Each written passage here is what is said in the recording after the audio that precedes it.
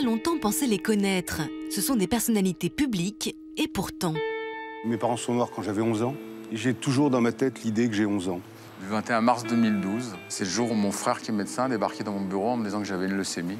Une première fois en 94 et 2 rechutes, en fait. Dans toute une histoire, ils se confient en toute sincérité sur cette blessure qu'ils ont longtemps gardée secrète. La vraie culpabilité, c'est en fait celle d'être encore là, alors que votre enfant n'est plus là. Pendant 10 ans, j'ai animé une émission de débat politique. Quand on fait 5, 4, 3, 2, 1, top, hein, hop, j'avais l'image de mon père. Ah, si mon père me voyait. C'est tellement terrible de voir quelqu'un se détruire devant vous sans rien pouvoir faire. Face à ces épreuves, où ont-ils puisé leurs forces pour continuer à avancer? Vous travaillez tout de suite. Si pendant une seconde ou un quart de seconde, vous pensez à autre chose, c'est bon à prendre. Ça m'a boosté. Je me suis dit, il va falloir que je fasse encore plus de choses. Avant d'entrer en scène, tout d'un coup, je disais, j'ai perdu mon sein, quoi. Je veux dire, c'était un truc, voilà, dont j'en faisais un gag. Le quotidien reprend quand même le dessus. Voilà. Et Dieu merci. Oui, et Dieu merci, absolument.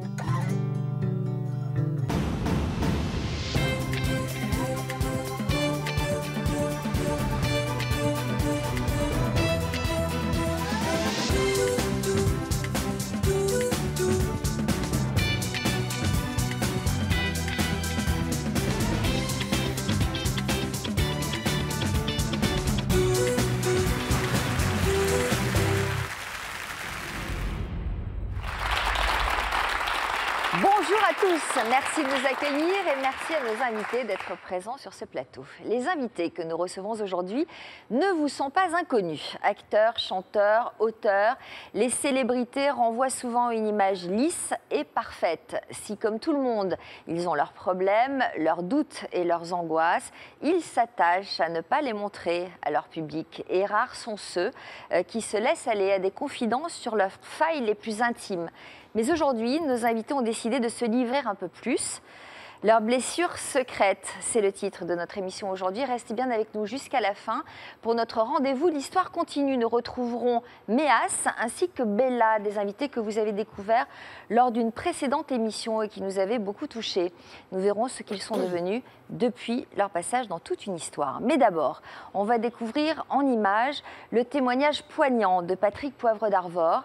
Il revient pour nous sur un événement des plus douloureux, la perte de sa fille Solène, une blessure qui ne s'est jamais refermée et dont il a accepté de nous parler avec beaucoup de sincérité et d'émotion.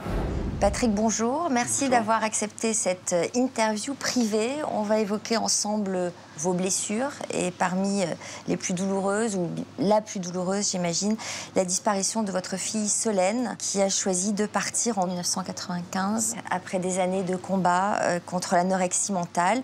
Solène était la 4e de vos 7 enfants. Quel genre d'enfant était-elle? Mais c'était un enfant... au départ très secrète, et puis ensuite très proche de moi. On a vécu beaucoup de choses ensemble. Hein. J'avais l'habitude de l'emmener avec moi pendant tous les week-ends, partout dans le monde. On a fait beaucoup de choses et on était extrêmement fusionnels tous les deux.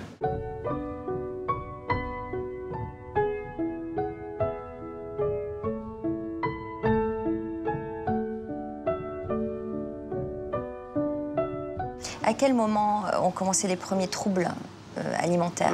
Quand elle avait 15 ans, un régime mal maîtrisé au retour d'un séjour aux États-Unis. Et puis les choses se sont empirées, arrangées, réempirées. Elle est passée de l'anorexie à la boulimie. Elle a été brinque-ballée d'établissement en établissement. C'était très dur, évidemment très dur pour elle. Très dur pour sa famille aussi. C'est tellement terrible de voir quelqu'un se détruire devant vous sans rien pouvoir faire qu'on se sent impuissant et donc encore plus malheureux et dans une rage extrêmement difficile à contenir. Vous aviez pensé au pire? Oui, parce qu'on l'a vécu plusieurs fois, les tentatives de suicide, on en a connu beaucoup. Et même la toute dernière, voilà, celle qu'on n'a pas pu prévenir, 2 heures avant, tout allait bien. Hein, donc, et peut-être que 2 heures après, tout aurait été bien. La vraie culpabilité, c'est en fait celle d'être encore là, alors que votre enfant n'est plus là. Ce n'est pas l'ordre naturel des choses, que les anciens partent après les plus jeunes. Voilà, c'est pas naturel. C'est une injustice violente contre laquelle je me suis toujours rebellé. J'ai perdu une autre petite fille de la mort subite du nourrisson et puis une troisième à la naissance, morte-née. Mais cette mort-là, qui est une mort violente, c'est insupportable. Au point de vous priver de l'envie de vivre? Bon, évidemment, on pense qu'à ça. On pense qu'à l'idée de la rejoindre. C'est ce qui paraît assez normal parce que, en fait, vous savez, dans le suicide, qu'est-ce qui se passe assez souvent? C'est qu'on veut juste... On veut pas mourir, d'ailleurs. On veut souvent juste couper la douleur. Et pour ça, il y a des solutions parfois extrêmes qui sont celles-là.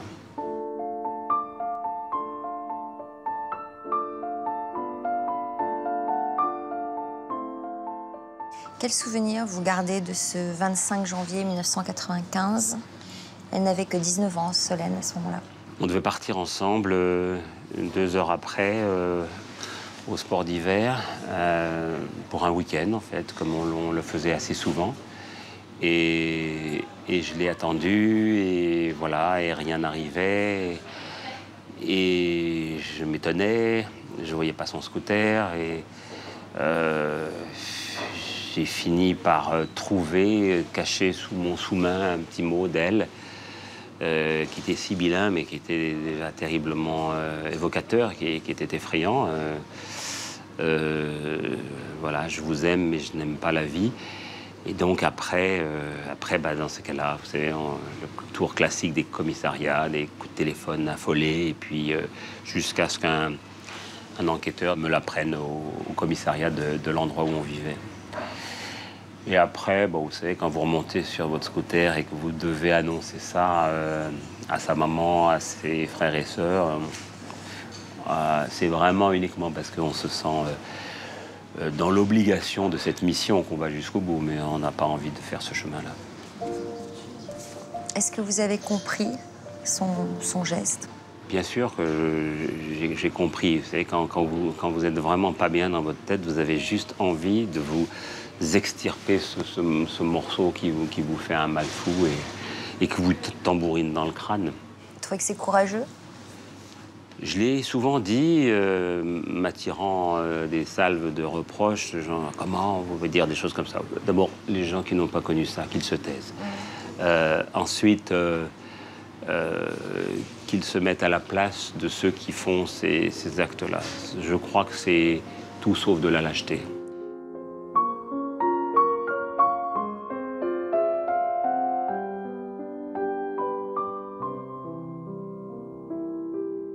Qu'est-ce qui vous a permis de vous accrocher justement à la vie? Il y a eu le travail, c'est assez bête, mais malheureusement tous ceux à qui des drames semblables sont arrivés peuvent en témoigner. Il faut travailler tout de suite, le soir même en ce qui me concerne. Le soir de son enterrement, j'étais à nouveau à l'antenne. C'est une façon de tenir le coup. On se raccroche à ce qu'on peut. Vous savez, si pendant une seconde ou un quart de seconde on peut penser à autre chose, c'est bon à prendre. Donc le travail peut vous donner cette possibilité. L'écriture, ça a été capital pour moi. J'ai écrit je dirais, peut-être 5 jours après son départ. Et j'ai écrit de manière quasi automatique pendant 1 mois, sans m'arrêter. Je n'arrivais pas à dormir, donc le problème était réglé. Sur elle, sur Solène? Oui. Elle est où, Solène, aujourd'hui? Elle est quelque part, elle est dans cette pièce. Mais je pense qu'elle m'a guidé dans un certain nombre de choix que j'ai fait ensuite et qu'elle m'a aidé à être, peut-être d'aller sur un chemin plus altruiste que celui que je menais jusqu'alors.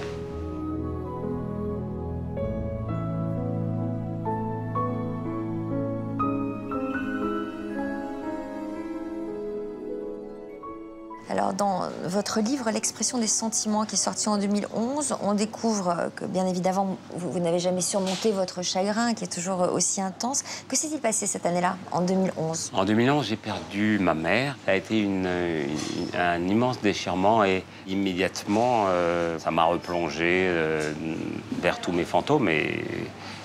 Et Solène est l'un de ces fantômes, évidemment, les plus présents. Vous dites que ça vous a amené, le départ de Solène et la disparition de tous les êtres qui vous ont été chers, à plus d'altruisme. Vous êtes un être très différent. Je suis allé dans beaucoup d'endroits où il y avait des causes infiniment plus lourdes que mes petits malheurs à moi, qui sont des gros malheurs, mais des petits malheurs au regard de ce qu'est le malheur du monde. Vous savez, on se dit quand même qu'au fond, on a eu de la chance pour des tas d'autres raisons, même si j'ai été particulièrement marqué par la vie. Qu'est-ce que vous diriez à des téléspectateurs qui se trouvent démunis face à cette douleur, face à ce chagrin, qui ont du mal à trouver des raisons de vivre? Sur le moment, il n'y a rien à dire de rationnel, parce que les gens vous disent « mais je suis écrasé par la douleur, qu'est-ce que vous voulez que je puisse entendre dans votre discours ?» En revanche, je peux leur dire, les enfants qui ne sont plus là, après, vous guident, vous protègent d'une certaine façon, et vous poussent dans une direction inattendue. Et pour peu qu'on sache les écouter et qu'on aille jusqu'au bout, après, à un moment donné, on est dans ce compagnonnage-là, qui est évidemment très étrange, puisque c'est un absent ou une absente qui est avec vous, mais on s'en sort, je dirais, plus grand, quoi. Enfin, grandi, en tout cas, enrichi. Trouver le moyen de donner un sens à leur disparition. Oui, parce que sinon, ça n'a pas de sens. Comme on le disait tout à l'heure, c'est même parfaitement scandaleux. C'est un scandale absolu que l'enfant disparaisse. Mais après... voilà, on peut vivre avec cette image, ce qui va devenir finalement une présence, d'une certaine façon. Merci, ça nous a fait plaisir que vous acceptiez cette interview et ça sera utile à ceux qui nous regarderont. Merci beaucoup. Merci Sophie. Voilà, et on remercie encore Patrick Poivre d'Arvor et on ouvre tout de suite la première partie de notre émission, Ne jamais rien laisser paraître. Je salue Serge Moiti. Merci d'être avec nous. Vous venez de sortir un livre autobiographique qui s'intitule Le vieil orphelin. Pourquoi avoir écrit ce livre maintenant, précisément? Parce que je suis un vieil orphelin et parce que quand on a 67 ans, on a toujours l'âge de la perte, de la disparition. Mes parents sont morts quand j'avais 11 ans. Papa, et 2 mois après, maman. Et j'ai toujours dans ma tête l'idée que j'ai 11 ans. Donc j'ai écrit, j'ai revisité ma vie à l'aune de cette perte fondatrice, cruelle, déchirante, atroce, que rien ne remplace jamais, pour le coup. Hein. Et donc, j'ai éprouvé le besoin de raconter des choses absurdes, du genre, par exemple, on n'a jamais de reconnaissance puisque les parents ne sont pas là. Personne ne te raconte quand tu es petit, puisque les parents ne sont pas là. Personne ne te dit, ah, quand tu avais 4 ans, la bêtise que tu as fait, je ne sais pas quoi. Personne. J'ai très peu de photos, j'ai très peu de tout. C'est-à-dire que c'est comme si ma mémoire était partie en même temps que toute une partie de ma vie est partie en même temps qu'eux. Et je dis dans le bouquin, je suis un peu mort avec eux. Alors d'où vient ce prénom Serge? Ah ouais, c'est ça aussi. C'est-à-dire que je ne m'appelle pas du tout Serge. Je m'appelle Henri, avec un Y s'il vous plaît. Et Henri parce que mon père s'appelait Serge. Alors j'ai tout fait pour l'imiter. Tout fait pour l'imiter. Il parlait avec les mains aussi beaucoup Oui, comme bien ça. sûr qu'il parlait avec les mains. Ça, c'est la Tunisie, ça. Bon. Il n'y a qu'en Tunisie où je passe pour sobre. Mais donc, oui, bah, tiens, c'est lui. Et donc, j'ai tout fait pour l'imiter. J'ai tout fait pour l'imiter, c'est-à-dire que je suis devenu gros, je suis devenu chauve, j'ai pris son métier, un peu, je suis vaguement journaliste. Vous avez choisi de devenir chauve pour l'imiter. Ouais, tout. Ça, c'est sympa.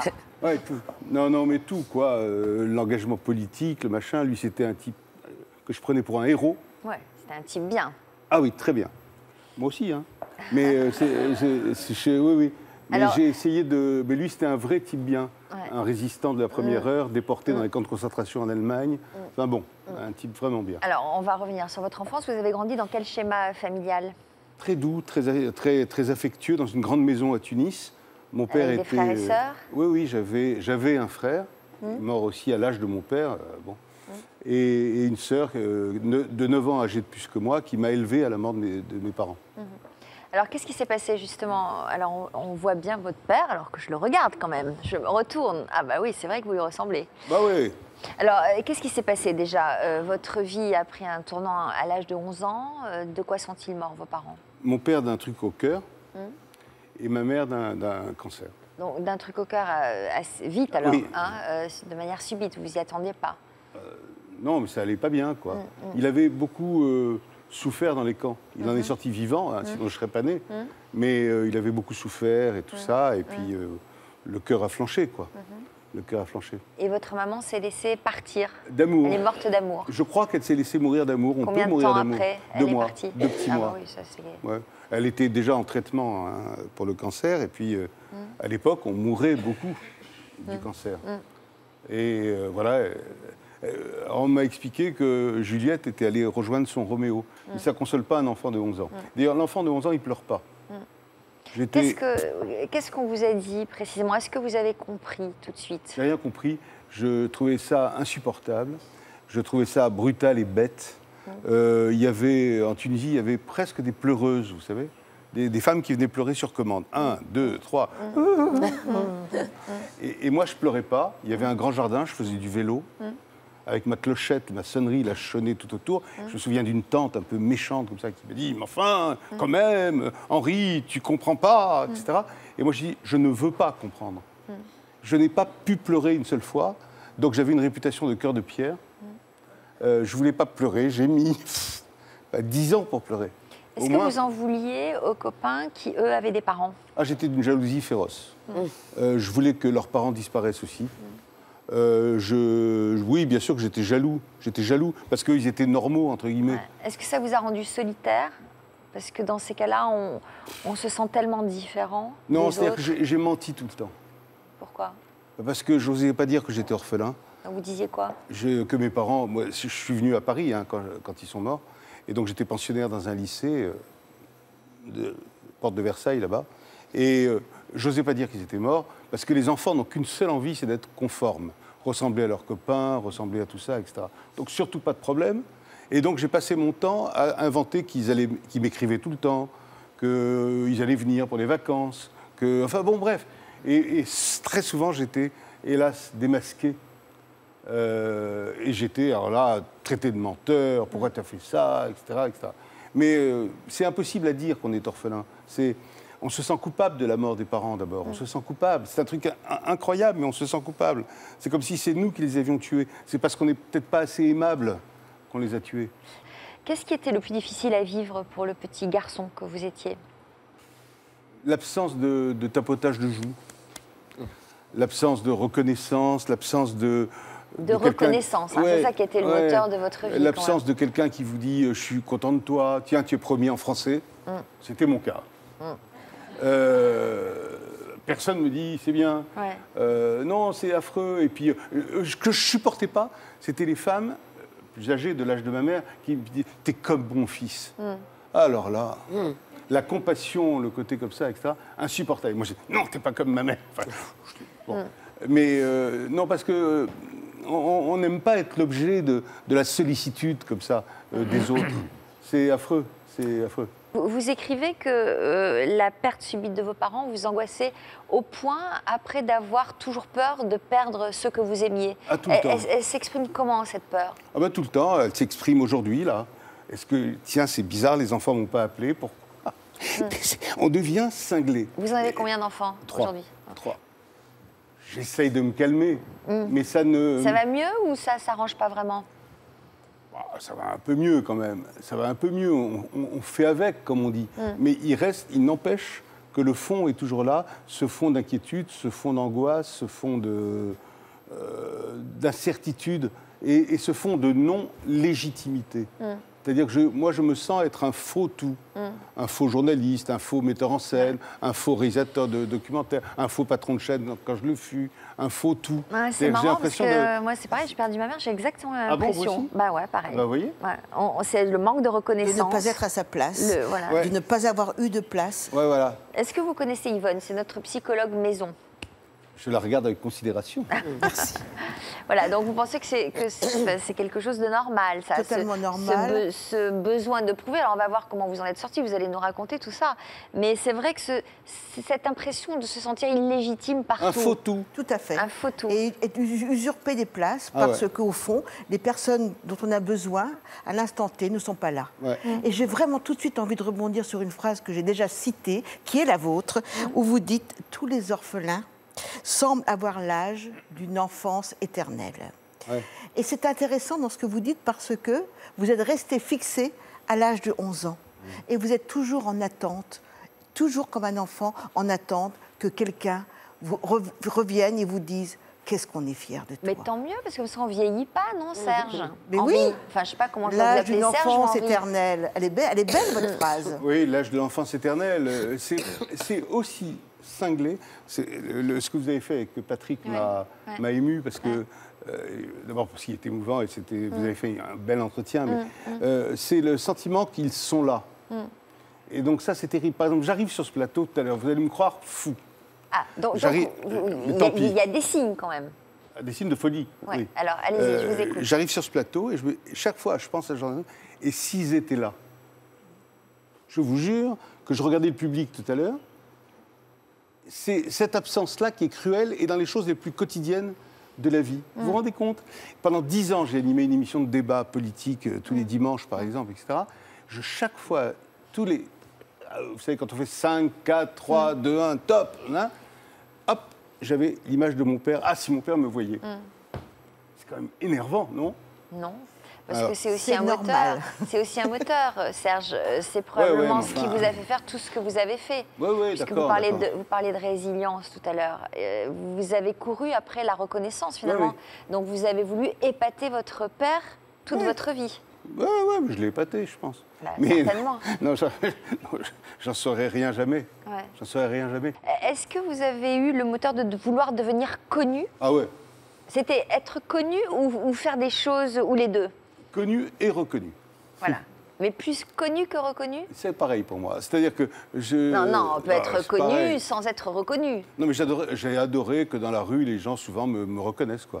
Oui, Moi qui ai un fort problème d'identité. Oui. Au début, ils me prenaient pour Richard Anthony ou Carlos, je sais pas quoi. Et après, j'ai compris que c'était à moi qui s'adressait. Donc j'étais vachement content et tout. Moi, je fais pas du tout le mec blasé par rapport à la télé et tout ça. J'adore la télé. Ça fait 47 ans que j'en fais. J'adore ça. Et j'étais tout le temps derrière la caméra, on ne me voyait pas. On m'a vu il y a quelques années, il y a 14 ans, 15 ans. Mais c'était tout à fait formidable pour moi comme impression. Être connu, oui, pour exister, pour vivre, quoi, pour survivre, plutôt. On va maintenant saluer une grande dame de la télévision française qui a animé pendant plusieurs années des émissions aux côtés notamment de Guy Lux, Sophie Darel. Bonjour. Bonjour. Comment allez-vous d'abord? Normalement, je vais bien, mais là, j'ai pris froid, ce qui est d'une banalité navrante, je suis d'accord, mais pour l'expression, c'est pas l'idéal. Sinon, je vais très bien. Voilà. Alors, vous êtes un modèle de courage, car des épreuves, vous en avez traversé plusieurs. Si. Oui, toujours tu peux avec quand même. dignité, avec beaucoup d'élégance. À quelles différentes maladies avez-vous été confrontée? La même, le cancer. Mais c'est une maladie assez présente quand même. Donc, une première fois en 94 et 2 rechutes, en fait. Voilà. Et tout ça sur une vingtaine d'années, un peu plus. Pardon. Alors, vous en étiez où en 1994, quand cette maladie s'est immiscée dans votre vie? J'en étais où? C'est-à-dire que je n'étais plus en télé. Enfin, j'ai travaillé après 4 ans avec Patrick Sébastien, mais à ce moment-là, je n'étais plus en télé. Et donc, je continuais à faire des spectacles, puisque c'est ma vie, j'ai besoin d'être sur scène. J'aurais beaucoup de mal à rester à la maison sans rien faire, sauf faire la cuisine pour les copains, parce que ça, j'adore. Mais ce n'est pas une occupation à plein temps. Donc, des spectacles d'imitation? Voilà, des spectacles d'imitation, de présentation, enfin, de ma vie de toujours, en fait. Et des pièces de théâtre aussi, puisque j'en ai joué quand même beaucoup. Qu'est-ce qui s'est passé donc en 1994? C'est rien, c'est juste un tremblement de terre, quoi. C'est-à-dire qu'on passe du côté des gens qui sont en très bonne santé, des gens qui sont très malades, et on rentre dans le circuit. On se dit toujours que ça n'arrive qu'aux autres. C'est à ce moment-là, on se dit justement que ça n'arrive pas qu'aux autres. Et donc c'est aussi l'attitude des autres qui est un peu gênante, parce que la compassion, je pense que c'est ce qu'il y a de pire. Et on n'a pas du tout, on n'a pas du tout envie de voir les gens qui pleurent, etc. Alors, qu'est-ce qu'on vous a annoncé précisément? Quelle gravité? Moi, j'avais quelque chose de très méchant. J'avais ce qu'on appelle un gradient 3. Petit, sur une un échelle peu comme de 4, moi, mais plutôt dynamique. Voilà, sur une échelle de 4, absolument. Donc, je me suis retrouvée dans un grand service. J'ai eu la chance d'être traitée par l'un des meilleurs. Et donc, j'ai tout fait, la chimiothérapie, la radiothérapie, l'intervention, etc. Tout ça sur à peu près une année. Et j'ai continué à faire mon métier, heureusement. Ça me permettait de penser à autre chose quand j'étais en scène. Et donc, voilà, ça a été très important pour moi. J'ai été très entourée. J'ai un monsieur dans ma vie qui a été très présent. Voilà. Et puis des amis. Donc tout ça compte beaucoup parce qu'à l'époque, comme moi j'ai avoué cette maladie, je dis avoué, car il y a plein de gens qui ont honte d'avoir un cancer, parce que je pense que même le fait de prononcer le nom fait peur. Alors on dit, je ne vais pas dire que j'ai un cancer, donc on ne le dit pas, on le cache. Et donc j'ai reçu beaucoup de courriers au moment où je l'ai dit, de femmes qui me disaient justement qu'elles étaient seules pour se battre. Et donc moi j'ai eu cette chance, oui, parce que c'est une chance d'être très entourée. Nicolas Perrac, bonjour. Bonjour. Alors, vous venez de sortir un livre, So Far Away, un certain 21 mars. De quel 21 mars s'agit-il? Du 21 mars 2012, donc c'est assez récent. Et c'est le jour où mon frère, qui est médecin, a débarqué dans mon bureau en me disant que j'avais une leucémie. Mais une leucémie plutôt soft par rapport à des pathologies beaucoup plus lourdes, donc une leucémie lymphoïde chronique. Est-ce que vous connaissiez bien, malheureusement, hélas, cette maladie? Je connaissais assez bien, oui, puisque ma mère est morte en 6 mois d'une histiocytose maligne en 77, donc ça a été foudroyant. Donc c'est vrai que le mot leucémie, quand je l'ai pris en pleine tronche, je me suis dit, oula. Et puis bon, Alain, tout de suite, m'a rassuré quelque part. Et puis je suis allé très vite. Oui, puis je suis allé très vite à Saint-Louis, et puis j'ai rencontré les gens vers qui m'avait envoyé Stéphanie Fugain, parce qu'elle avait été confrontée à ça avec Laurette. Et puis on m'a aussi vite rassuré en me disant que, encore une fois, j'avais tiré plutôt le bon numéro que le mauvais dans l'histoire. Mais en même temps, c'est quand même une épée de Damoclès que j'ai au-dessus de la tête, même si, a priori, il n'y a qu'à me regarder, tout va bien. Donc, voilà. Alors en 77, donc, votre mère est décédée à la suite d'une leucémie agressive. Quelle relation vous unissez à votre mère? Une relation absolument fusionnelle, à part sur le point de vue artistique, parce que le rêve de ma mère, c'était que je devienne un médecin. Ils étaient tous médecins dans votre famille? Pas tous, mais mon père était médecin, ma mère était d'abord ingénieure, et puis quand elle a divorcé, après avoir été reçue à Centrale Polytechnique, je ne sais plus quoi, les mines, machin. Votre mère? Ma mère, oui, elle s'est mise à faire médecine, et quand elle est morte, Polytechnique, Centrale, les mines? Ouais, elle a tout passé, elle a été reçue partout. Avant de faire médecine? Avant de faire médecine. Après, elle a divorcé. Ah oui. Elle a divorcé, et après, elle a décidé de faire médecine. Et quand elle a disparu en 1977, elle était chef de service de physiologie, prof agrégé. Donc sa vie, ça a été les études. Quoi. Moi, je ne l'ai jamais vue autrement que la tête dans des bouquins qui n'étaient pas des bouquins pour rigoler. C'était vraiment ça. Donc elle rêvait pour moi, qui était son fils unique, forcément de ce genre de parcours. Mais en même temps, elle intégrait. Vous avez fait quand même 6 ans de médecine. 6 ans, oui. Et puis vous avez arrêté. J'ai fait parce que je le dis et je le répète, médecine, c'était le seul truc qui m'intéressait dans tout ce qui ne m'intéressait pas. Donc, non, mais c'est vrai, ça m'intéressait parce que j'avais le sentiment que je pouvais aider les gens. Et aider les gens, ça a toujours été quelque chose qui me passionne, même si maintenant je les aide d'une autre façon, éventuellement en partageant avec eux les émotions. Mais c'est vrai que pour faire 6 ans de médecine, il suffit d'être un étudiant, pas forcément acharné, mais être capable d'apprendre par cœur des choses. Et puis voilà, puis ça avance. Quel souvenir vous gardez du moment où votre... Elle était très belle en plus, votre mère. Oui, mais j'ai aucun souvenir de ce moment. J'ai les vrais souvenirs à partir du moment où votre maman est tombée malade. Ça a été très vite. Hein. Ça a été, elle était à Abidjan. Moi, j'étais rentré pour continuer médecine à Paris. Et puis on se parlait souvent. Et puis, tout d'un coup, j'ai réalisé, parce qu'elle me l'a dit, qu'elle avait une fièvre inexpliquée depuis 6 mois, disons-nous. Et personne ne savait ce que c'était. Alors donc, avec son accord, j'ai organisé un rapatriement sanitaire. Elle est arrivée à Paris, elle est allée à Cochin. Le jour où elle est partie à Cochin, moi, je suis parti à Londres faire des photos pour un magazine qui s'appelait Salut les copains. Et quand je suis revenu de Londres le lendemain, il y avait un homme qui m'attendait à l'aéroport, et qui m'a dit elle a une leucémie. Le temps que j'aille la voir le matin du lendemain, et qu'ensuite j'aille à Villejuif pour essayer de rencontrer des pontes pour qu'on me donne une idée de ce qu'il attendait ou pas. Dans les 2 heures qui ont séparé ma visite et puis celle à Villejuif, elle est morte en fait. Voilà. Oh là là. Mon Dieu. Donc ça a été totalement...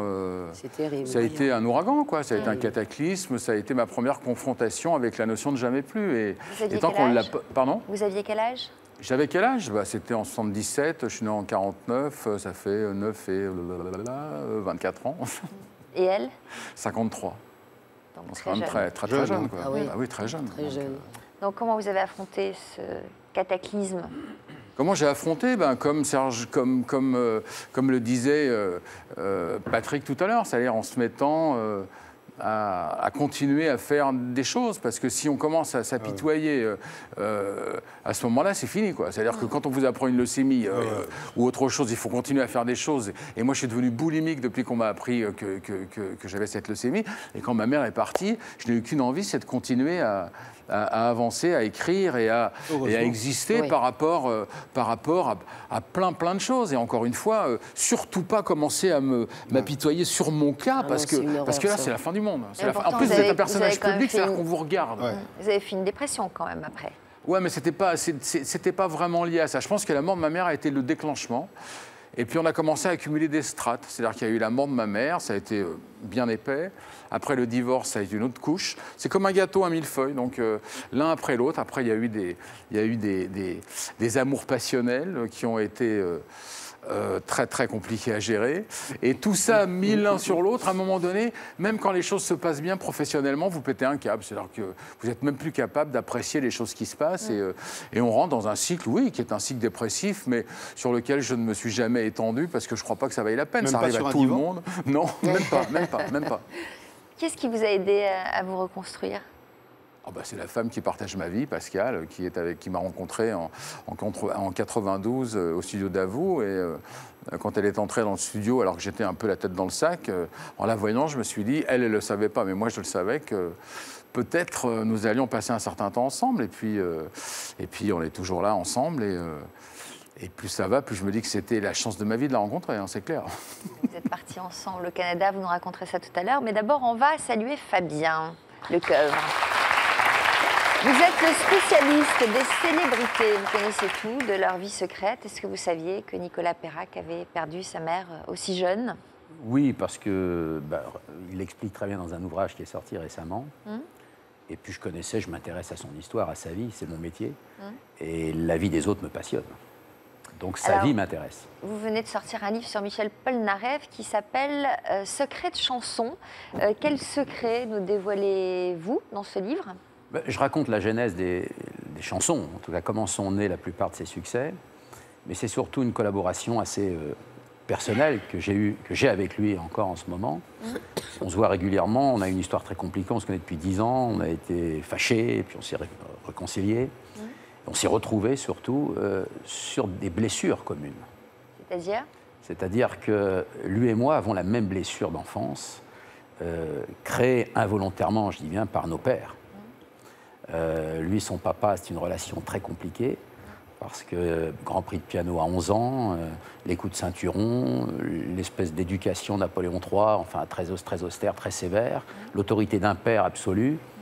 Il n'a pas le droit d'amener à la maison du rock'n'roll, des 45 tours de disques, les photos de ses idoles qui sont Elvis Presley, Eddie Cochrane et toutes ces grandes stars de l'époque, des années 50. Et il les cache dans ses cahiers d'écolier. Alors il me racontait encore récemment que dans la salle à manger de son appartement d'enfance de la rue d'Oberkampf, il y a une table avec des rallonges. Et alors parce que c'était interdit de ramener chez lui des 45 tours du rock, tout simplement, on n'avait le droit de ramener chez lui que de la musique classique ou du jazz. Et donc l'autorité du père, soutenue par la mère, on a tous pratiquement la même histoire quand il y a cet interdit, et il est obligé de cacher les 45 tours dans les rallonges repliées de la table de salle à manger. Et puis un jour arrive ce qui arrive, évidemment, on est obligé de faire un grand dîner, on ouvre les rallonges et tous les disques du jeune Polnareff tombent au sol. Et là, c'est un drame familial, et il s'en va de chez lui, tout simplement. part dans la rue. Votre père, à vous, n'acceptait pas aussi votre attirance pour les... Oui, c'est-à-dire que moi, très tôt, je regardais la télé, j'étais assez doux à l'école, c'est une chance parce que j'avais vite fini mes devoirs, et puis je regardais les émissions de télévision. Je m'imprégnais déjà de cette ambiance, parce que je pense que c'est une vocation que j'ai toujours eue depuis très tôt. Vous regardiez Sophie, alors? Sophie Darel, évidemment, dans tous les palmarès, les systèmes 2 et autres, et pour moi, je m'imprégnais de tout ça, et puis à chaque fois que mon père passait dans le salon où il y avait la télévision familiale, dans une époque où il n'y avait pas encore de télécommande. Hein. Donc mon père passait devant la télévision, fermait la télévision, file dans ta chambre, c'est pas avec ces conneries que tu vas gagner ta vie un jour. Alors, quand on vous le fait une fois, 2 fois, 3 fois, ça devient inconsciemment une blessure. Je crois que c'est cette blessure secrète que l'on a tous les deux finalement et qui a motivé nos vies. Paul Naref en a fait son métier en opposition à son père, comme moi j'en ai fait mon métier inconsciemment, à mon sens, en opposition au mien. Alors, donc, vous êtes devenu attaché de presse. De qui avez-vous été attaché de presse? Voilà, beaucoup de gens, parce que j'ai commencé à la fin des années 70. Donc, toute l'époque du disco, ça va de Karen Cheryl au Village People, en passant par, plus tard après, Jean-Luc Lahaye, au fur et à mesure des années, des décennies qui sont arrivées, évidemment, bien sûr. Alors, comment votre père a-t-il vécu cela? Il ignorait totalement les choses. Ça ne l'intéressait pas. Ce n'était pas des métiers, finalement, ces métiers-là. Et son regard a changé à partir du moment où j'ai commencé... Il ignorait au point de vous... Ça ne l'intéressait pas. Ah mais non, mais ça ne l'intéressait absolument pas.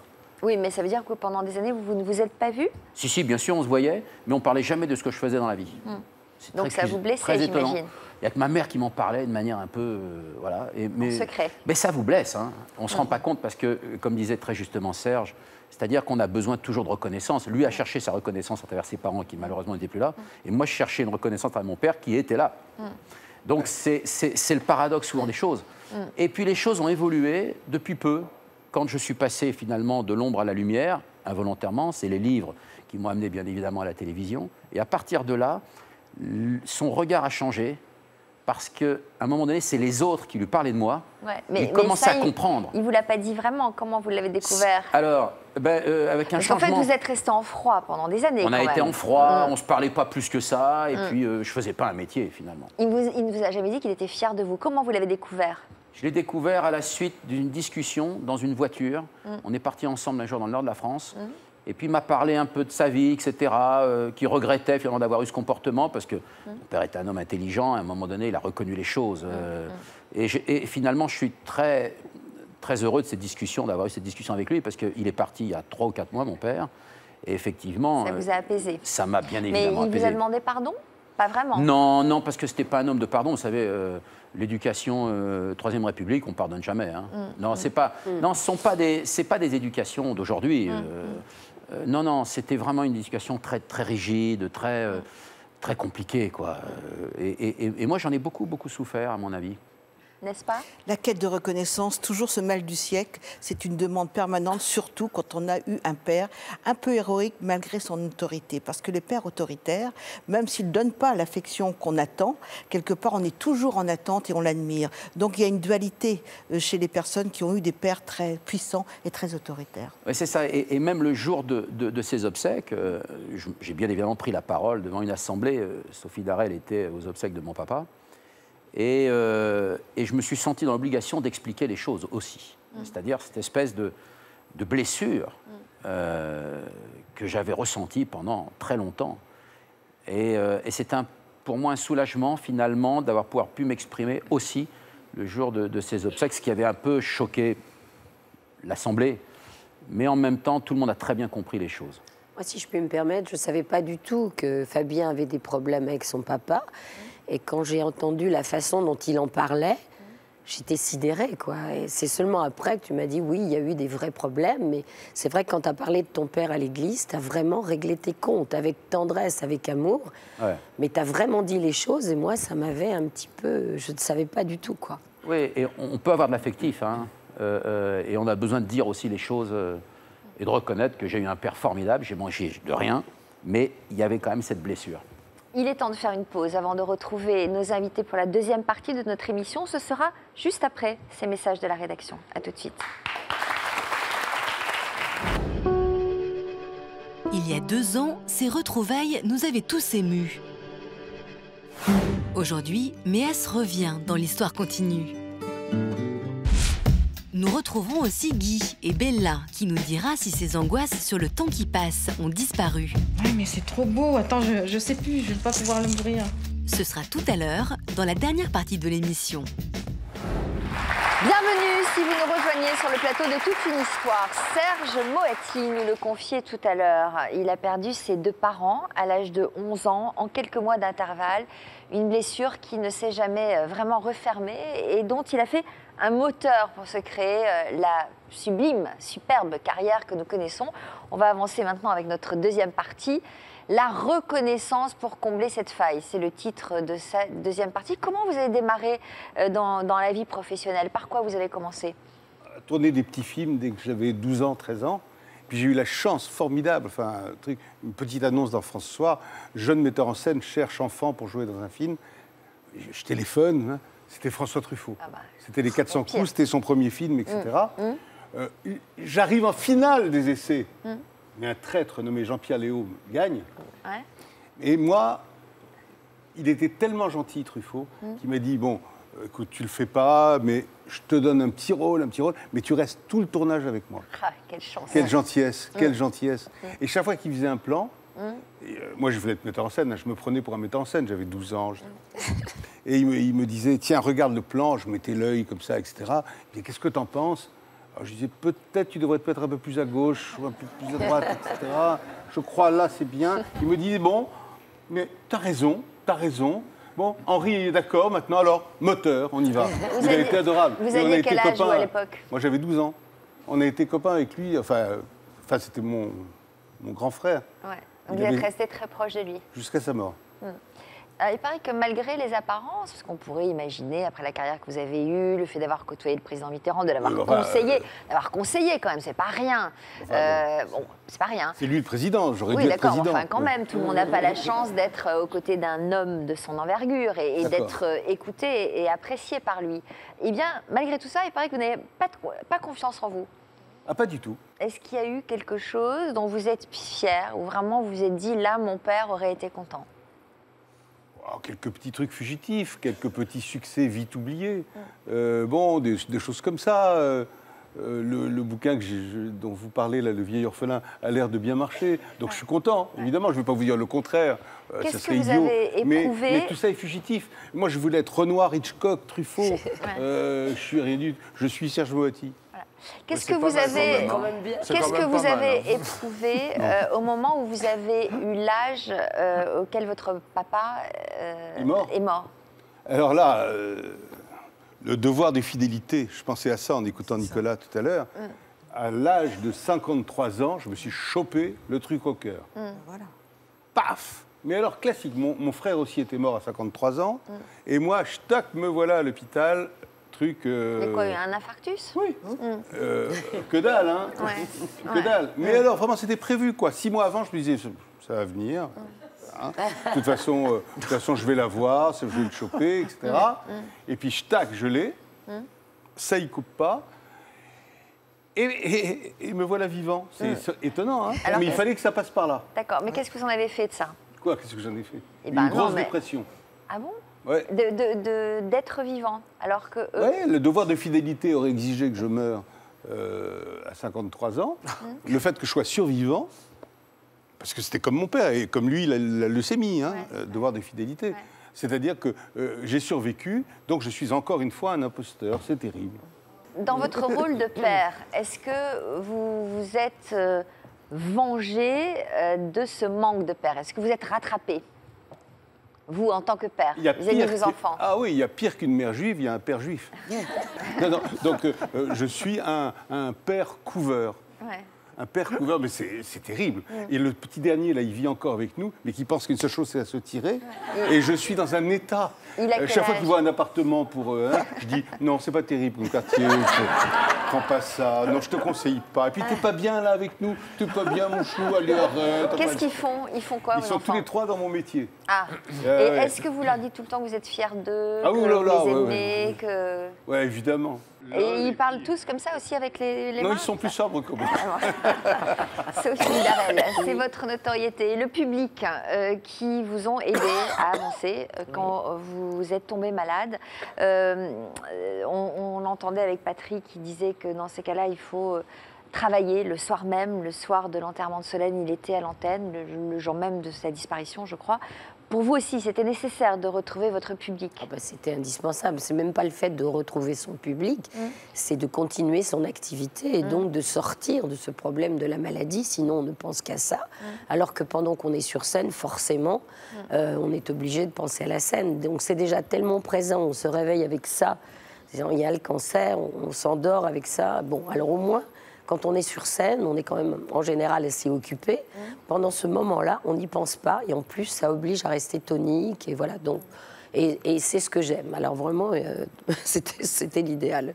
Alors 13 ans après, en 2007, après votre cancer du sang, vous êtes diagnostiqué un cancer de l'utérus cette fois-ci. Un lien de cause à effet entre les deux? Non, un deuxième, différent, voilà, sympathique. Donc on vous a opéré, vous vous en êtes sorti et le sort a continué à s'acharner et il y a 3 ans, vous avez fait une rechute. Voilà. Cette fois-ci au sein. Même sein, toujours, en fait, toujours, bon, bien sûr. Donc, cette fois-ci, on vous a opéré peut-être? On m'a tout enlevé, enfin on m'a enlevé ce sein. Voilà, et là, bon, ben, là c'est pareil, c'est quand même quelque chose d'un peu particulier parce que jusque-là, j'avais mes seins. Là, il en manquait un, quoi. Donc, ben, comme d'habitude, j'en ai fait un gag. Donc, j'avais un faux sein avant de me faire reconstruire. Je le perdais, je l'oubliais. Quand j'allais rentrer en scène, je disais qu'est-ce que j'ai fait de mon sein, je ne le retrouvais plus. Donc, j'en faisais un gag. Alors, après, je me suis fait reconstruire, voilà. Mais sinon, je suis restée un moment comme ça. Est-ce que vous avez beaucoup changé après ces épreuves-là? Oui, je pense, oui. Dans quel état d'esprit vous êtes aujourd'hui? On dit toujours dans ces cas-là que les épreuves font beaucoup de bien, que ça apprend beaucoup de choses, etc. Ça rend plus fort. Paraît-il. Moi, je dis que je m'en serais bien passée. Voilà. Mais certainement, c'est indiscutable, ça donne du recul. On est obligé... Non, pas lui. Est-ce que ça permet de hiérarchiser les priorités, oui, d'aller à l'essentiel? Ça vient de se passer, oui, et après il a raison, les petits problèmes reviennent et on a beau se dire, mon Dieu, il y a tellement de choses, j'ai connu ça, etc. Mais malgré tout, Serge a raison, le quotidien reprend quand même le dessus. Voilà. Et Dieu merci. Oui, et Dieu merci, absolument. Nicolas, vous avez dû faire face à la disparition de votre mère alors que vous étiez déjà célèbre. Et c'est au Canada, après avoir rencontré la femme de votre vie, loin de la France et du succès, que vous vous êtes reconstruit. Qu'est-ce qui vous a ramené en France, donc il y a 7 ans? Ce qui m'a ramené en France, c'est qu'en 2004, on est parti en Chine pour chercher une petite fille qui avait 20 mois et qui s'appelle Sarah et qui a 10 ans et demi maintenant. Et mon père, malheureusement, est mort en 2006. J'adorais cette maison, la maison de mon père donc en Bretagne. J'y ai écrit plein de choses, j'y ai lu à haute voix mon premier roman. À quel endroit? À Saint-Brice-en-Cogle, à côté entre Fougères et Rennes. Et puis je me disais, je ne veux pas que cette maison disparaisse, qu'elle sorte de la famille. Je ne me voyais pas aller voir mon frère qui habite à 500 mètres et passer devant la maison et me dire c'est monsieur un tel qui habite là, c'était pas possible. Et je voulais en plus que Sarah ait vraiment une éducation en France. Et donc, on a tout mis dans un container et on est rentré. Pour habiter dans cette maison. Voilà. Elle en est où aujourd'hui, cette maladie? J'ai un contrôle par an. Le dernier contrôle était assez récent. Il montre qu'il y a une augmentation logique et normale des lymphocytes, mais tout le reste est complètement normal. Les plaquettes sont normales, tout est normal. Les défenses sont normales, tout est normal. J'ai un examen par an et on peut, a priori, espérer que ça ne va pas trop vite évoluer. C'est quelque chose qui, pour l'instant, est très, très, très, très sous contrôle. Alors, vous disiez tout à l'heure que ça vous avait changé, vous aussi, peut-être une manière d'appréhender le quotidien différemment? Moi, ça m'a boosté. C'est-à-dire que ça m'a mis down pendant 24 heures. Et au bout de 24 heures, je me suis dit, bon, alors peut-être que la vie va être plus courte pour une raison X, Y, Z, peut-être liée à cette maladie. Il va falloir que je fasse encore plus de choses. C'est-à-dire je me suis dit, je vais écrire encore et encore et encore. J'ai écrit, au jour d'aujourd'hui, 70 chansons. J'ai 70 chansons d'avance, c'est-à-dire quasiment 4 albums. J'ai ce bouquin qui vient de sortir. D'avance? Oui, d'avance. Oui. Pas mal. mal. Oui, mais parce que vous savez, je me suis dit, si le temps s'arrête d'un coup, j'ai envie que ma femme et mes filles aient quelque chose dans les mains pour éventuellement faire connaître certains écrits que je n'avais pas encore fait paraître, publier, etc. Et je pense qu'à ça. Je ne pense qu'à ça, en fait. Une sorte d'exutoire? Non, c'est pas un exutoire, c'est que je pense qu'il faut faire les choses pour les gens qu'on aime, que le reste, c'est de la littérature. Moi, vous savez, la gloire, le côté me montrer à tout prix, ça ne m'intéresse pas. J'aime bien partager les émotions quand je fais des choses intéressantes avec des gens, mais ce qui m'intéresse avant tout, c'est de faire en sorte que les gens que j'aime et qui m'aiment, eh ben voilà, on soit en permanence ensemble. Moi, j'ai la notion de tribu comme ça, complètement. Serge Moati me faisait rire tout à l'heure quand il disait qu'il disait à ses enfants qu'il fallait pas qu'ils trouvent un appartement. Mais moi, ma fille a 10 ans et demi, la petite, si jamais elle veut s'en aller avec un fiancé et tout, ça va être très très chaud. Hein. Très très chaud, ça va être. Très chaud. Ouais, j'ai la notion de tribu, j'ai envie de ça et c'est ça qui m'intéresse. Juste un truc. Le malheur ne sert à rien. Voilà. Ah non, ça, je suis d'accord. C'est sûr qu'on s'en passerait bien. Le bonheur de la vie. Merci beaucoup. Merci. C'était un plaisir de vous recevoir. Exactement. Merci à vous. Merci. Nos invités viennent de nous livrer avec beaucoup de sincérité leurs blessures secrètes. Et leur témoignage a certainement dû faire écho en Méas et Bella, nos invités de l'Histoire continue. Bonjour à toutes les deux. Ravie de vous retrouver aujourd'hui et pour savoir ce que vous êtes devenues. À l'époque, vous aviez accepté, vous aussi, de dévoiler vos failles, des failles que vous preniez bien soin de cacher à vos entourages. Bonjour donc à toutes les deux, merci d'être là. Je suis curieuse, bien sûr, comme nos téléspectateurs, de savoir ce qui s'est passé pour vous depuis votre passage à Toute une histoire. On commence avec vous, Méas. J'avais eu le plaisir de vous recevoir le 29 décembre 2011. Vous nous aviez alors raconté votre parcours hors du commun. Qui aviez-vous perdu de vous à l'époque ? J'ai perdu de vue les Médecins sans frontières parce que j'ai vécu dans les camps des réfugiés politiques en Thaïlande pendant 4 ans. Et pendant 4 ans, ça a été... j'ai rencontré l'humanité là-bas. Après avoir fui votre pays d'origine? Oui, après avoir le Cambodge. Le Cambodge. Hein. Donc en fait, vous avez eu envie de retrouver les médecins qui s'étaient occupés de vous il y a 30 ans. C'était Médecins du Monde à l'époque? C'était Médecins sans frontières. Médecins sans frontières. Très bien. En venant sur notre plateau, vous étiez rempli d'espoir. On peut dire que vous n'avez pas été déçu. Je propose tout de suite de revoir un extrait de ce moment riche en émotions et nous découvrirons que vous n'étiez pas au bout de vos surprises.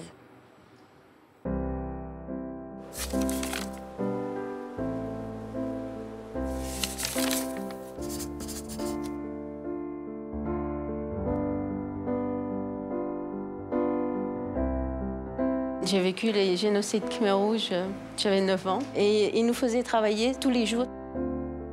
Il y a près de 2 ans, Méas était venue nous raconter l'enfance difficile qu'elle avait vécue au Cambodge.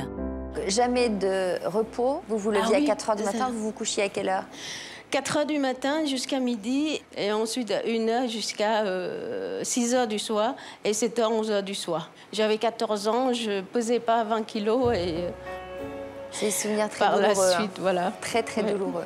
Après avoir subi la dictature et les camps Khmer Rouge, Méas et sa famille avaient décidé de fuir leur pays. On a fait 9 mois de marche. On est arrivé en Thaïlande au début. 9 mois de marche pour voilà, dans la jungle. Thaïlande. On était accueillis par Médecins sans frontières. Vous vous souvenez de ceux qui se sont occupés de vous? Oui, à Maïroud, il y en a beaucoup. Sabine, Elisabeth, Eric. Ces médecins qui lui avaient sauvé la vie, cela faisait plus de 30 ans que Méas ne les avait pas revus. Alors, nous avons retrouvé Eric, mais c'est pas tout. Nous avons aussi retrouvé Elisabeth. Oh. Et figurez-vous qu'ils sont avec nous tous les deux. On les accueille?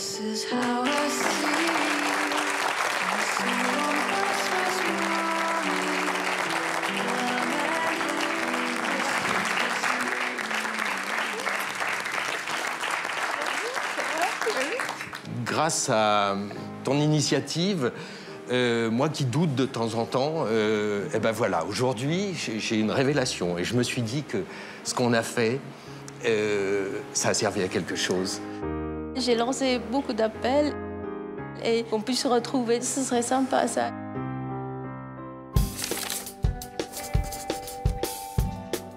C'est une Méas toujours aussi souriante que nous retrouvons aujourd'hui au bord du lac d'Annecy. Oh là là, ça se voit, vous êtes des pros, hein. L'émission a joué un rôle très très important parce que c'est grâce à l'émission que j'ai pu retrouver mes amis.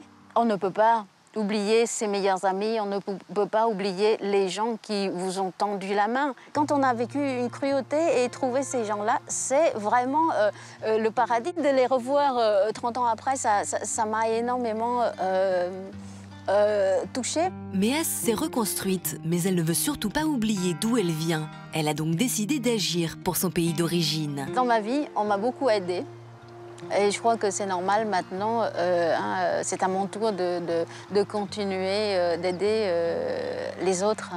Aujourd'hui, avec mon association, je pars au Cambodge avec les habits, avec les lunettes de vue et solaire. Je vais voir vraiment les plus pauvres au fin fond du village. Il y a quand même 40% de Cambodgiens qui ne sont pas du tout accès à la santé, ni eau, ni électricité.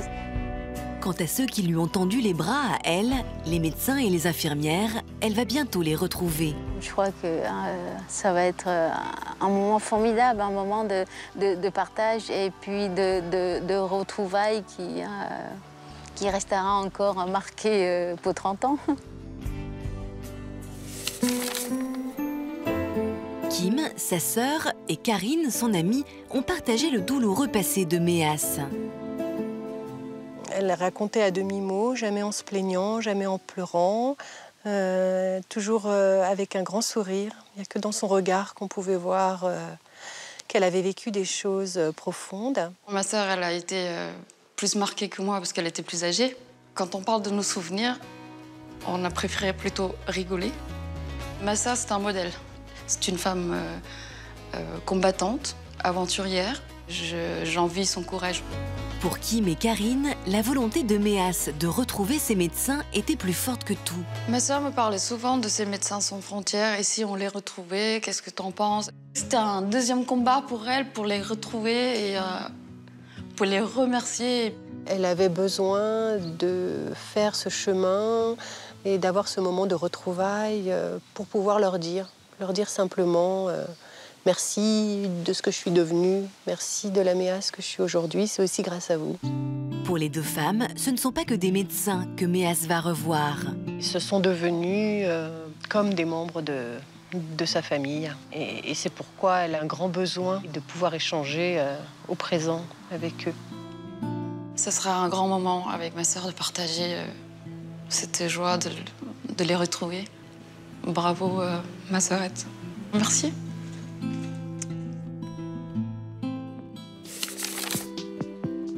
C'est à Paris que nous retrouvons Méas, accompagnée de sa sœur et de ses amis. Pour eux, c'est un grand jour. Ils vont bientôt revoir les infirmières et les médecins qui leur ont sauvé la vie il y a 30 ans. C'est génial, hein, retrouver 30 ans après les amis qui étaient venus nous sauver dans des camps de réfugiés. Grâce à toi. Eric, Sean, Denis, Claude et Sabine ont répondu présents à l'appel de Méas. J'ai vraiment hâte de les retrouver, là. Je suis trop pressée. Chez Médecins sans frontières, le grand moment des retrouvailles est enfin arrivé.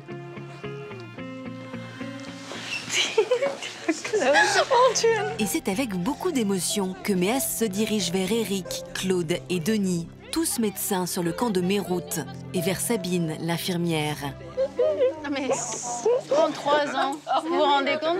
Oh merci d'être venu, mais merci. Non mais j'ai toujours voulu vous rechercher et je ne savais pas du tout comment faire. Grâce à Internet, maintenant c'est facile, oui. Mais avant c'était plus compliqué. En feuilletant l'album des photos prises au Cambodge, les souvenirs fusent. C'est Juliette et ça c'est nous deux. C'est nous deux. Méas reconnaît tous les visages, malgré les 30 années qui se sont écoulées depuis. Et ça, regardez qui c'est.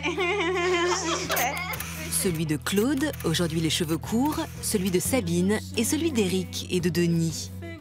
Nous, on a été complètement pris, je veux dire, ce que vous aviez vécu. Ça a changé notre vie à nous aussi. Hein. Et aujourd'hui, on est marqué à vie par nos 10 mois qu'on a fait là-bas avec vous. À l'âge de 14 ans, je vous ai rencontré.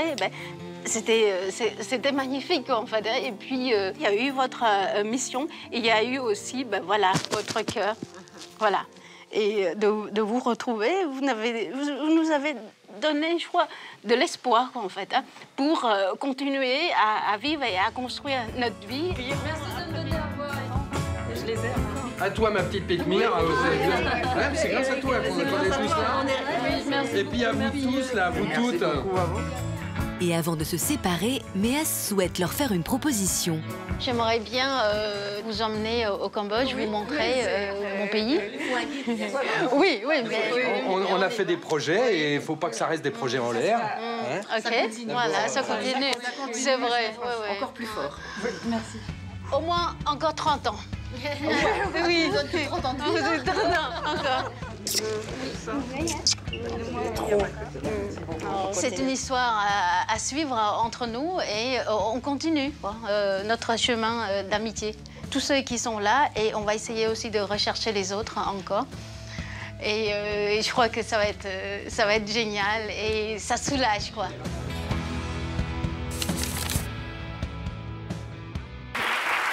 Voilà, Méas, un parcours exceptionnel, une femme exceptionnelle. C'est vrai qu'il nous avait beaucoup touchés quand vous êtes venu à notre émission. Vous-même, vous investissez, vous avez créé une association, c'est ça pour Oui, j'ai une petite association qui s'appelle Cambodge pour une nouvelle vie. Ouais. Et à chaque fois que je peux partir au Cambodge, j'apporte des habits d'été, des lunettes solaires et vues pour les enfants. Vous y êtes allé l'an dernier, vous envisagez d'y retourner au mois de février, là, et donc vous avez besoin de fonds pour aider les gens qui vivent là-bas, c'est ça? Il y a 2 ans, c'est une école qui ont vendu à Passy, près de Chamonix, qui ont vendu friandises pour un monsieur qui a perdu une jambe. En marchant sur des mines antipersonnelles. Ouais. Et j'ai acheté pour 800 € une moto pour lui.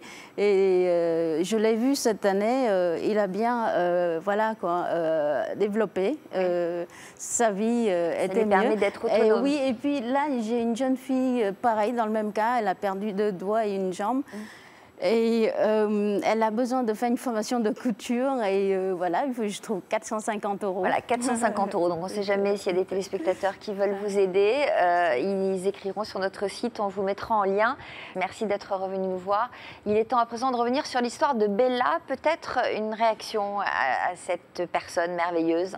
C'est une belle personne et elle a raison de dire que la vie continue, il faut toujours avancer, je crois.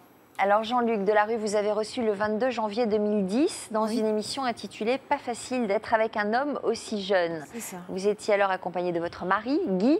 Combien d'années vous séparent tous les deux? Nous avons 15 ans d'écart. Alors, à cause de votre différence d'âge, vous doutiez constamment de la pérennité de votre couple. Je crois que quand vous êtes venu dans notre émission, vous étiez mariés depuis 3 ans. C'est ça. Et vous ne parveniez pas à vivre sereinement votre relation. Comment votre histoire a-t-elle évolué depuis? Eh bien, c'est ce que nous allons découvrir tout de suite dans notre reportage.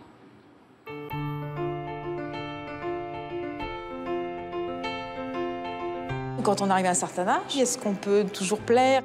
Quand elle nous avait confié ses inquiétudes, cela faisait 3 ans que Bella était mariée avec un homme de 15 ans, son cadet. J'ai eu 60 ans. Ah, vous ne les faites pas. Merci. Il a quel âge, lui, donc? Il a 46 ans. Si pour elle, l'amour n'avait pas d'âge, Bella se posait néanmoins des questions sur l'avenir de son couple. Les interrogations sont, est-ce qu'on va pouvoir assumer, continuer à vivre avec une telle différence? Est-ce qu'on va être à la hauteur, psychologiquement, physiquement, intellectuellement? On se pose plein de questions. Il va se lasser de toi, il prendra peut-être une petite jeune. Donc je me remets en question tous les jours. De son côté, Guy, son mari, assumait pleinement cette différence d'âge. Vous avez toujours été attiré par les femmes qui étaient plus âgées que vous. Vous n'avez pas les petites jeunes de 45 ans, vous? J'avoue que j'ai essayé, plus jeune encore, et ça n'a pas marché. Vous avez besoin d'être rassuré, Bella? Oui. Ouais. Dieu seul sait si chaque jour je lui dis « tout va bien ». Guy avait beau rassurer sa femme, Bella n'arrivait pas à oublier les 15 années qui les séparaient. Tu vois le regard des femmes. Oui. Qu'est-ce que ça te fait? C'est-à-dire Une jeune femme, hein, je parle. Qui Oui, qui pourrait être de mon âge. Il y a deux côtés, si tu veux. Je suis flattée. Et puis, un petit peu, pas jalouse, mais je me dis, bon, bah, si elle le regarde, c'est qu'il suscite l'attrait, l'intérêt. Et puis, je me dis peut-être que toi aussi, tu te dis, elle est bien et tout. Par rapport à moi, tu te dis, elle est jeune, elle est belle, tout ça. Donc, automatiquement, ça m'interpelle. Ah, c'est sûr. Je ne dirais pas que vous êtes sereine, quoi. Vous êtes attentive. Attentive, c'est parfait. Attentive, le mot est adapté. Est-ce qu'on peut être toujours dans le coup? Et c'est sûr, c'est des questions très importantes.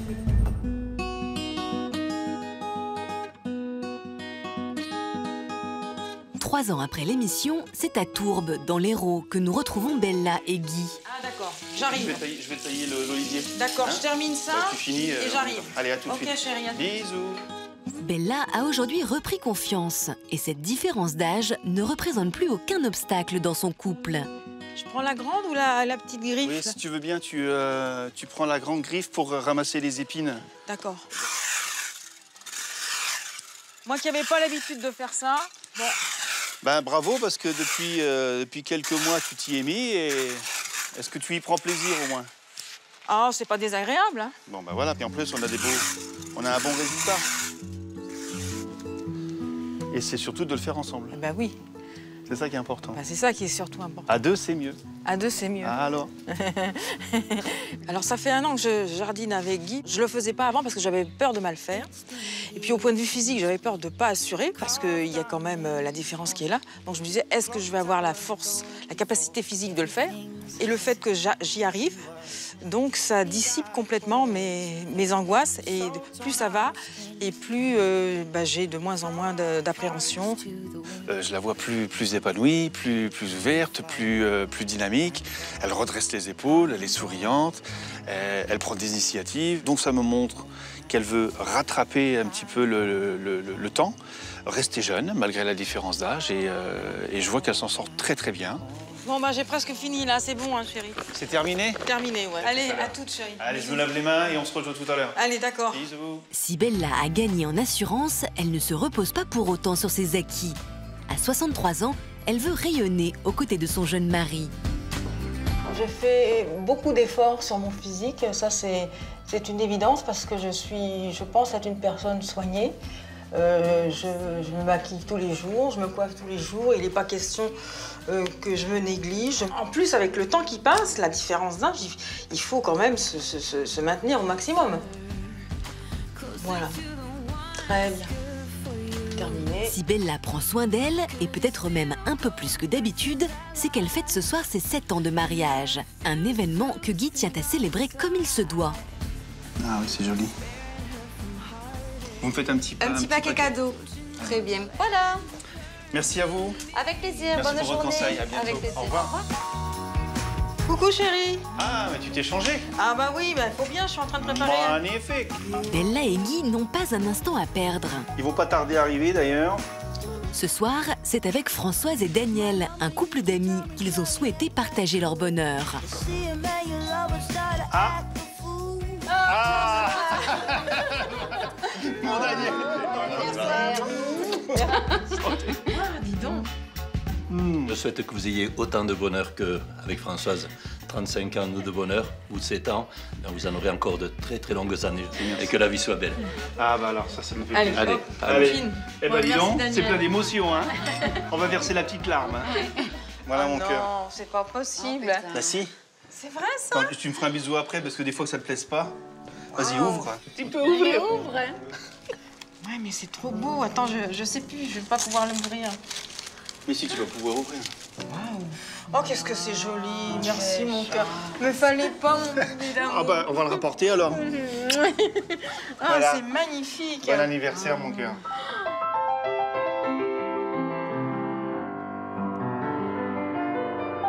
Bella est aujourd'hui une femme et une épouse comblée. Après avoir arrêté de composer pendant 25 ans, elle renoue à nouveau avec sa passion pour la musique. Je pense que sans le soutien de Guy, je n'aurais certainement pas repris la musique. Aujourd'hui, je suis une femme pleinement épanouie, beaucoup plus qu'avant, beaucoup plus qu'il y a quelques années, parce que je sens qu'on va de l'avant. Et c'est formidable, on avance tous les deux dans la même direction. Elle m'émerveille jour après jour. Donc ça me montre qu'elle a une confiance en elle qui s'est installée et il y a des belles choses à venir.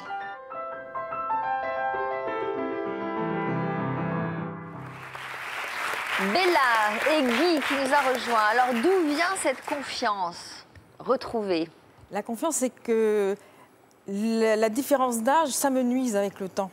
C'est-à-dire que comme chacun va l'un vers l'autre, on arrive à faire des choses, j'aime pas tellement le mot choses, mais ensemble, on a des perspectives communes, on a des passions communes.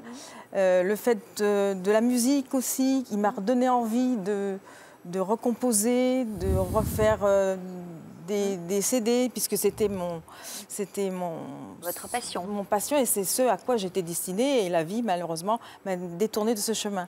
Donc, l'écart, ça me nuise, si vous voulez. Guy, c'est vous qui aviez répondu à notre appel à témoins à l'époque? Oui, à l'époque, c'est moi qui avais répondu parce que je n'avais de cesse chaque jour de l'encourager, de la rassurer pour atténuer cette différence d'âge qui la minait. Et j'ai dit, bon, on va taper un grand coup. On va aller sur un plateau de télévision et on va dire à toute la France que la différence d'âge ne s'applique pas et que ça ne se voit pas. Ouais. Et Jean-Luc Delarue l'a très bien fait et même lui a été étonné quand elle a annoncé son âge que ça ne se voyait pas. Et ça a donné un petit coup de pouce à la confiance. Qu'est-ce que vous avez envie de lui dire aujourd'hui? J'ai envie de lui dire de continuer, de rester celle qu'elle est redevenue, parce que pendant ces 29 années, elle s'était mise en stand-by et elle a repris une petite flamme qui était cachée au fond d'elle. Et tout revient, et il y a encore plein de choses à découvrir. Donc vous lui avez permis d'être à nouveau elle-même. C'est magnifique. Voilà. Quelle plus belle preuve d'amour peut-on donner à quelqu'un? Deviens ce que tu es. Voilà, magnifique. Merci à tous de votre confiance, merci à nos invités, merci de votre fidélité. À bientôt pour d'autres témoignages. Tout de suite, le sommaire de notre prochaine émission. Bon après-midi sur France 2. Merci.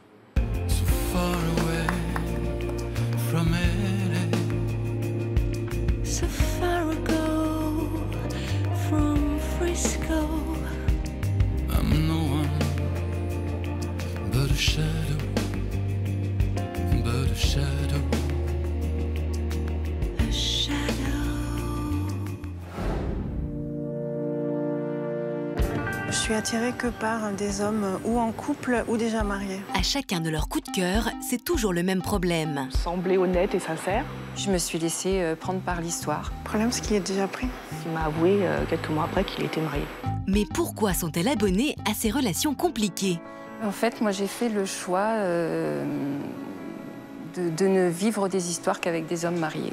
Je crois que l'amour fonce un peu sans s'occuper de l'état civil. Je n'ai pas choisi les relations d'hommes mariés, ils sont venus à moi. Je me demande qu'est-ce que je dégage peut-être qui fait que je les attire aussi. Et pourtant, certaines ont fini par y trouver leur compte. Finalement, ce genre de relation a ses bons côtés puisqu'on a beaucoup de temps libre. Donc on se voit moins souvent et c'est encore plus beau.